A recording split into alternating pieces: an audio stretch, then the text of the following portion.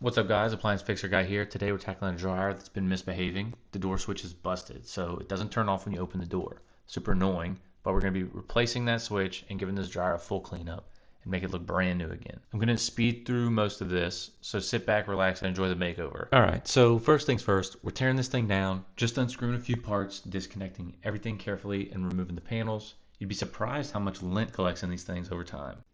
I'm going to take this big drum out and look at this. Some loose change, a key, of course, a ton of lint. Of course, I messed up the recording part of this, but there was a ton of lint and I vacuumed it out. I missed the vacuuming part, but you can see it looks a lot better now. This metal grate is right above the heating element and it gets about 180 degrees. So I take the steel brush and grind it down.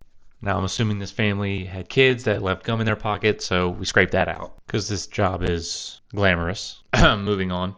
Now the main issue is the door switch. This is what tells the dryer to turn off when you open the door. When it's broken, the dryer keeps running even though the door is wide open. So we're going to replace this with a new one. Just make sure the new one fits properly and lines up with the connections. Then you're good to go. I'm going to slap some 220 grit on my DeWalt sander and I'm going to go to town and I'm going to start repainting it. Now everybody's like, oh, I don't want a spray painted dryer. But technically this is an appliance epoxy. And as you can see, it doesn't look spray painted. Look at that glare. So I'm going to quickly reassemble this, put those two screws back and put the top back on. I'm pretty happy with how it turned out. No more annoying dryer that's always on when the door is open. Plus, we got an extra 35 cents out of the deal. If you found this video helpful, be sure to give it a thumbs up and subscribe for more DIY fixes like this.